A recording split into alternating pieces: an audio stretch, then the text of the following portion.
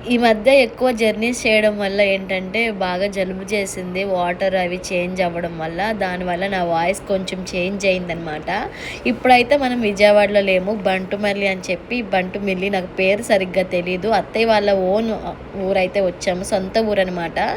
అయితే మొన్న తాతయ్య గారు చనిపోయారని చెప్పాను కదా! అత్తయ్య వాళ్ళ నాన్నగారు. అక్కడ కార్యక్రమానికైతే వచ్చాము. కార్యక్రమానికి గూడా ఇంత బాగా రెడీ అవ్వి రావడమా అవసరమా అని చెప్పి మీరు అనుకోవచ్చు. అందరూ వైట్ అండ్ వైట్ ఏసుకురావాలనుకున్నాను. నాకున్న వైట్ డ్రెస్సుల్లో ఇదొక్కటే వైట్ డ్రెస్. కంఫర్ట్‌గా ఉంటదని కూడా ఇదొక్కటే ఏసుకొచ్చాను. ఇక్కడికి మేము ఎర్లీ మార్నింగే స్టార్ట్ అయ్యి వచ్చాము. మేము ఇక్కడికి వచ్చేసరికి 9 అయ్యిందనమాట. ఇంక వచ్చేటప్పుడు టిఫిన్ ఏం చేయాలా, ఇక్కడ టిఫిన్ కూడా ఏర్పాటు చేస్తే ఇక టిఫిన్ చేయడానికైతే వచ్చాను.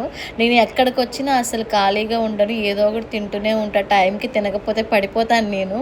మీరు ఏదైనా అనుకోండి, నాకు బాగా ఆకలేసినప్పుడు ఎక్కువసేపు ఉండలేను నేను. బాగా ఏడుపు వచ్చేసిద్ది నాకు. ఇంత ఎక్కువసేపు ఆకలితో ఉంటే నేను చాలా ఏడ్చేస్తాను. ఈ పెద్ద పెద్దయన్నీ కూడా ఫేస్ చేయగలను కానీ ఇట్లాంటి చిన్న చిన్నవి ఫేస్ చేయలేను.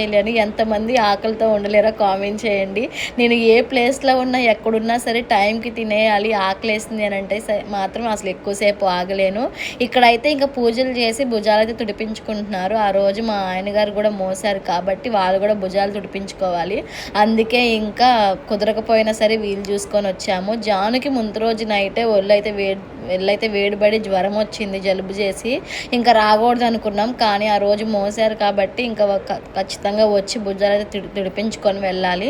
మా అమ్మగారికి 17 ఏళ్ళు ఉన్నప్పుడే పెళ్లి చేసేసారు. 20 ఏళ్ళు వచ్చేలోపే పిల్లల్ని కనేశారు. దాదాపు 60 ఏళ్ళకి పైగానే తాతగారు మా అమ్మగారు కలిసి ఉన్నారు. అప్పటి జనరేషన్ వాళ్ళు కాబట్టి అన్ని ఇయర్స్ కలిసి ఉన్నారు. ఇప్పటి జనరేషన్ వాళ్ళు ఇయర్స్ కాదు కదా, మంత్స్ కాదు కదా, డేస్ కూడా కలిసి ఉంటున్నారో లేదో తెలియట్లేదు. ఇప్పుడున్న జనరేషన్ వాళ్ళకి అసలు మ్యారేజ్ అంటే వాల్యూవే లేదు. నేను ఏది ఊరికే మాట్లాడు. నేను 10 ఇయర్స్ పైగానే రిటైల్ ఫీల్డ్లో ఉన్నాను. ఎంతో మందిని చూశాను, ఎంతో విన్నాను నేను. సో కాబట్టి నేను ఏది తేలిగ్గా ఊరికే మాట్లాడను.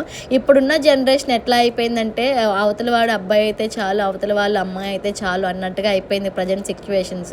ఇప్పుడున్న జనరేషన్ వాళ్ళకి సరిగ్గా ప్రేమ అంటే ఏంటో కూడా తెలియదు. మూతి మీద మీసం కూడా సరిగ్గా రాకుండానే ప్రేమించేస్తున్నారు.